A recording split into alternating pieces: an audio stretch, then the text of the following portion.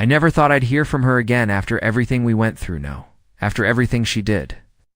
It felt like the silence between us had hardened into something permanent, like concrete. But then, 5 years later, my phone rang on a rainy Wednesday morning. I was halfway through my second cup of black coffee, staring out the kitchen window at the same backyard fence I'd been meaning to fix for years. The number wasn't saved, but something in me knew, not guessed, knew. When I answered, all she said was my name, just that, Ellis. My hand started shaking, to be honest. I didn't think I had anything left to feel about Lorna. I thought I'd emptied myself of her a long time ago, like wringing out the last drop of water from a cloth. I told myself I'd moved on, that I'd healed. But hearing her voice, it was like a key had turned in some door I didn't even know was still locked. I didn't respond right away. I couldn't. My mind went quiet, but not peaceful, more like the kind of quiet before a storm hits. My heart was loud, though, loud enough I thought she might hear it through the phone. She said my name again, softer this time, almost like an apology. I finally managed to say one word, why? And just like that, the weight of 5 years came crashing back. It's strange you can build a new life, new routines, a new grocery store, a new job, even learn to smile at strangers again. And yet one voice from the past can make it all feel like it's built on sand. I had built a quiet life. I didn't date much after her, not because I couldn't, but because I didn't want to open doors I might not be ready to walk through.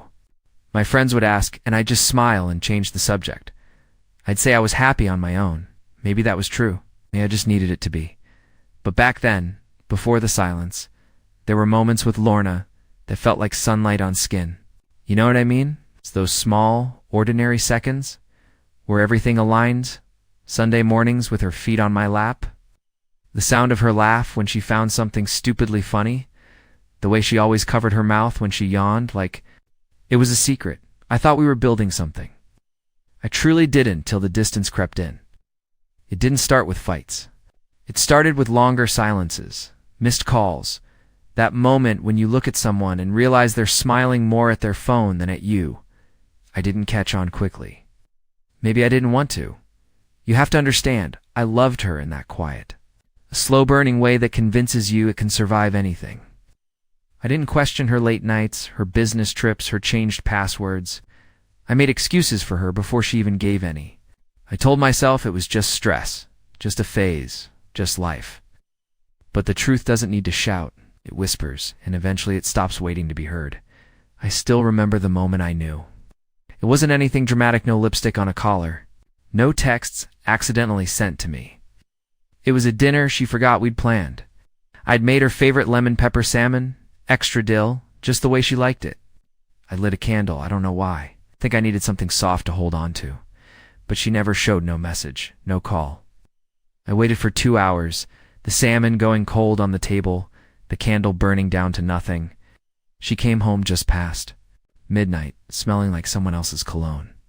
She didn't lin off that night. That was the worst part. She didn't even try. She just looked at me with these tired, sad eyes and said, "I didn't mean for it to happen." And that was it, no explanation, no names, no promises to fix it. She left 2 weeks later. I helped her pack, that's the kind of man I was then. I carried her suitcase down the stairs, hugged her goodbye, and then I disappeared from my own life for a while. I don't remember much from that first year, just a lot of quiet. It's too much thinking, too many mornings where I woke up and forgot she was gone, only to remember as the coffee brewed. I moved cities, took a job that didn't ask much of me, made small talk with coworkers, and pretended everything was fine. You'd be surprised how easy it is to hide an entire heartbreak behind a polite smile and a busy calendar. But now she's back, and she didn't call to apologize. She didn't call to ask how I'd been. She called because she needs something. What it is, I don't know yet. She wouldn't say, only that it's important, that it's about something I deserve to know.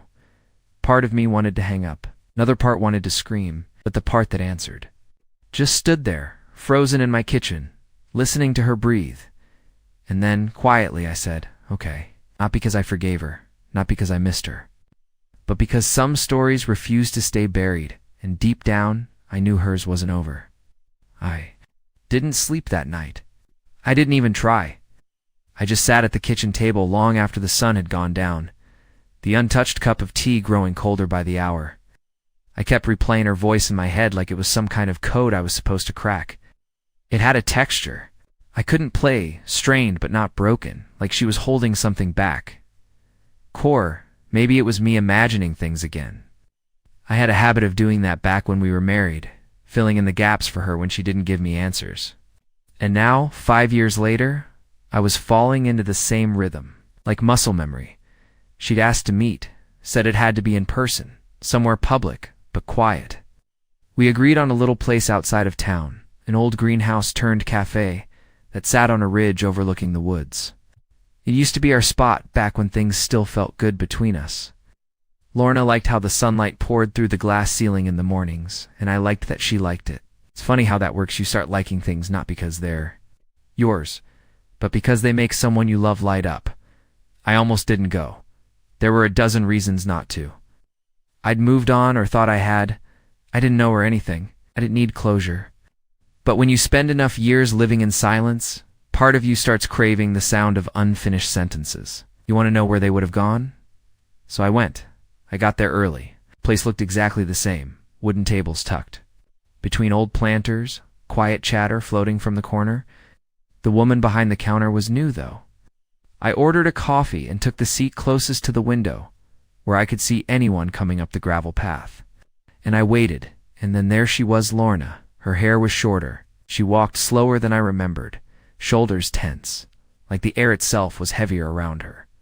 She was wearing one of those loose earth-tone coats. She always liked soft fabric, big buttons.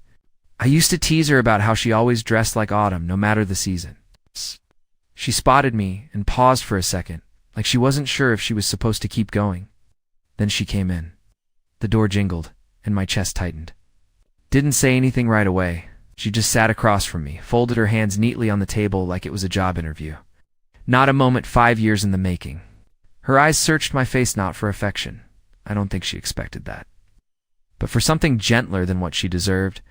I didn't give her anything, not yet. "You'd come," she said eventually, voice thin and brittle like old paper. "Didn't leave me much choice," I replied. "You said it was something I deserved to know." She looked down, bit her lip. "It is, just ... I don't know how to start." I didn't rush her. I didn't want the version that was rehearsed. I wanted the truth. The kind that doesn't come out smooth, the kind that stumbles. She finally looked at me again, and what she said next landed like a stone in the center of a still lake. "I didn't leave because I fell in love with someone else," she said.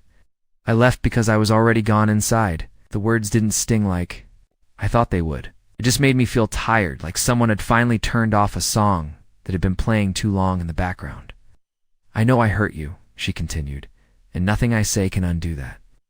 But I need you to understand. It wasn't about him. It was about me.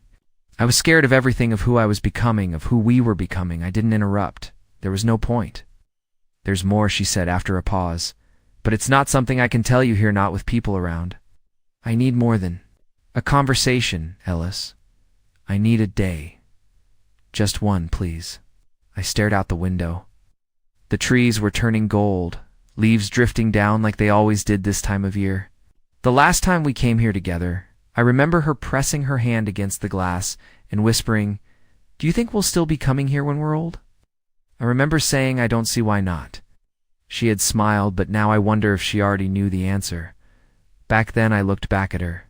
Her face had changed in subtle ways, teeny lines around her eyes, a weariness I didn't recognize. But there was something else too, something that felt like regret. "I'll give you the day," I said, "but after that, no more ghosts." It nodded. "No more ghosts." She reached for her coat, stood slowly. It added one more sentence before she left. "There's something I need to return to you." And then she was gone again, this time by choice. And somehow, that made it harder. The next morning, I didn't rush.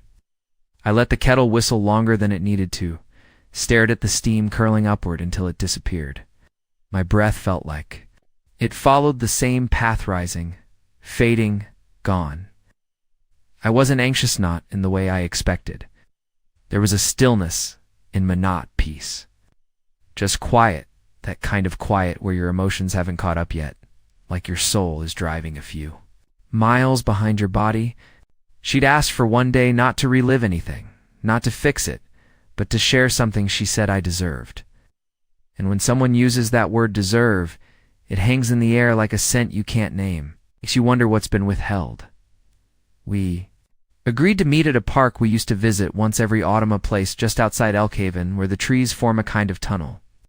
Branches interlocking above the gravel path like fingers holding secrets. I hadn't been back since the divorce. Honestly, I'd avoided anything that carried her fingerprint: restaurants, roads, certain colors, even a particular song that once played while we drove in silence for an hour. Holding hands and saying nothing, the past has its own geography. It's not just in memory, it's in street corners, soup flavors, old jackets that still carry their scent. You learn to navigate around it like broken glass. But that morning, I didn't avoid. I walked straight into it. She was already there, not on the bench where we used to sit, but standing a little off the path, facing away, looking at the trees. I watched her for a moment. She wasn't moving, like part of her was waiting to be given permission to exist in that place again. She held a small box in both hands, carefully, like it was fragile. She didn't turn when I approached. "This is going to sound dramatic," she said quietly, "but everything that mattered is in this box." I said nothing.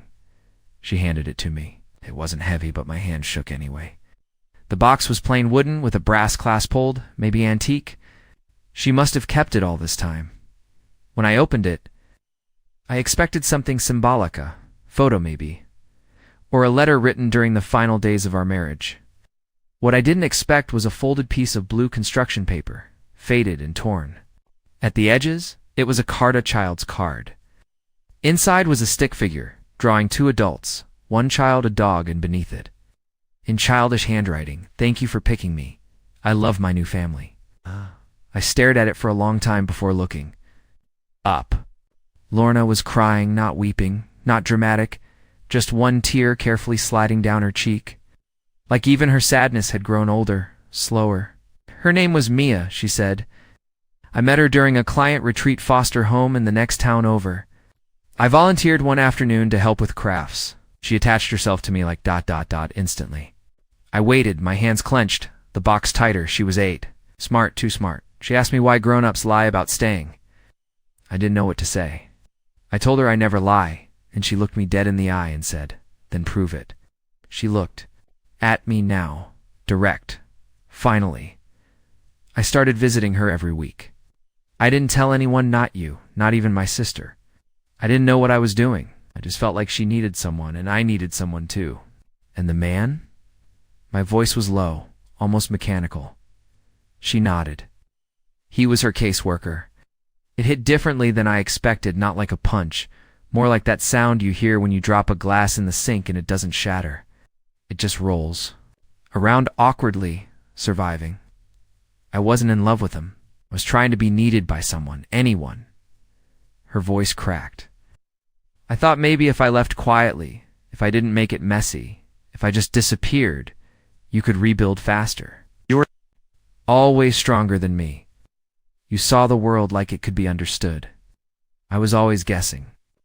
There it was, again, that rewriting of history, that subtle shift in perspective that made me out to be the stable one, the fixed point. Oh. But what she never understood was how exhausting that role had been. I wasn't strong. I was just good at hiding how lost I really was.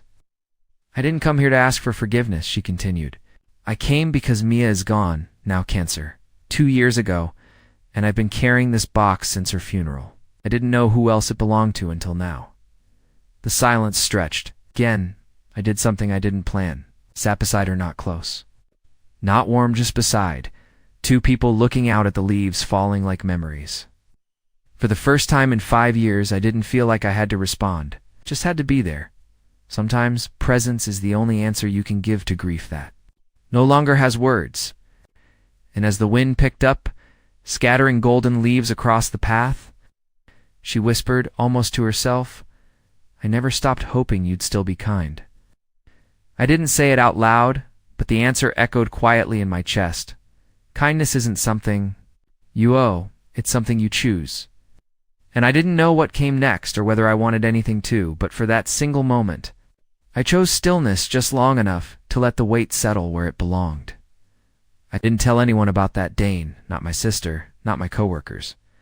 Not even the neighbor I sometimes talk to when we're both outside watering plants at the same time. It wasn't out of shame. It was something else. Like the story wasn't ready to be shared, not even with the mirror.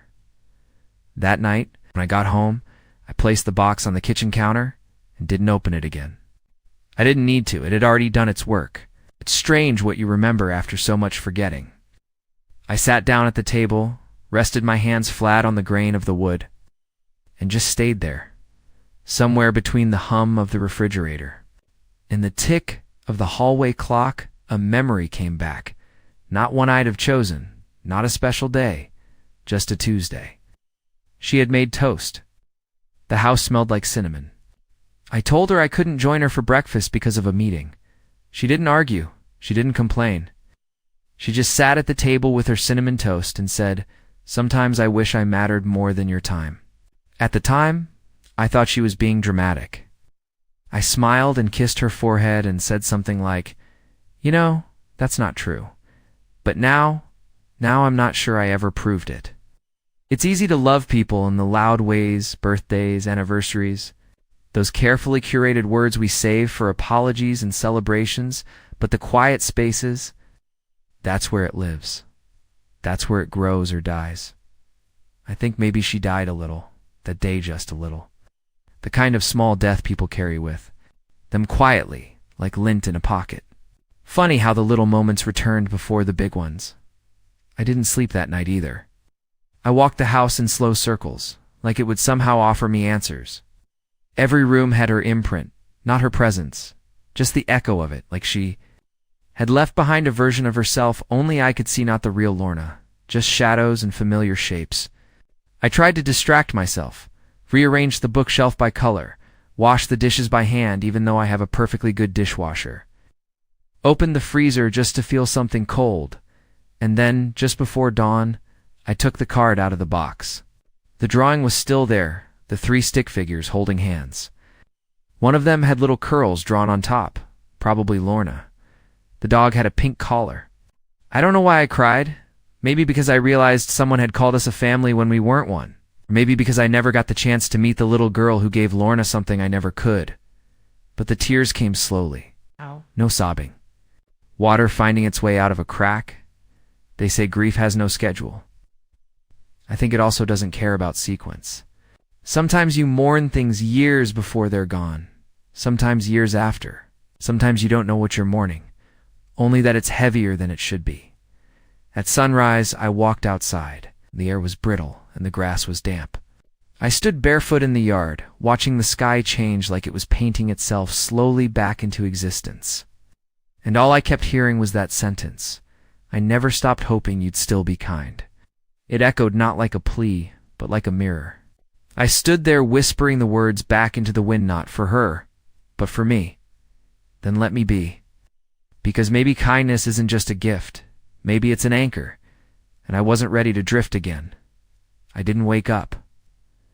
I just stopped being asleep somewhere. Between night and morning, I opened my eyes and didn't know what day it was. My room was dim, colorless, like it was waiting to be remembered before it returned to normal.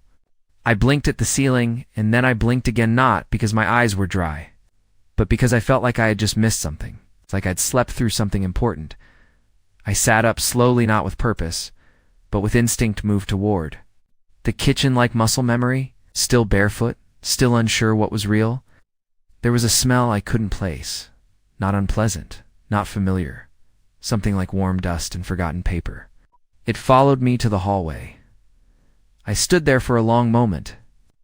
Staring at the framed photo, I never took down the one of me and Lorna on the ferry. Wind in our faces, both squinting into the sun. She wasn't smiling in it. I was, but not the kind of smile I trust now. It was the kind you wear when someone says, "Say cheese," and you want to be what they expect. I used to believe that picture was proof of happiness. Now I'm not so sure. I passed the mirror, but didn't look at it.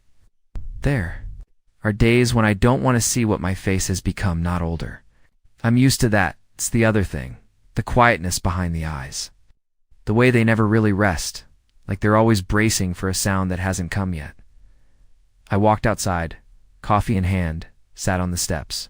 I'll wait a moment. No one else was awake yet.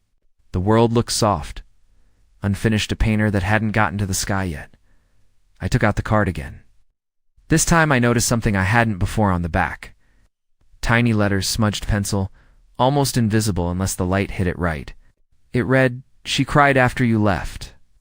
She kept asking if it was her fault."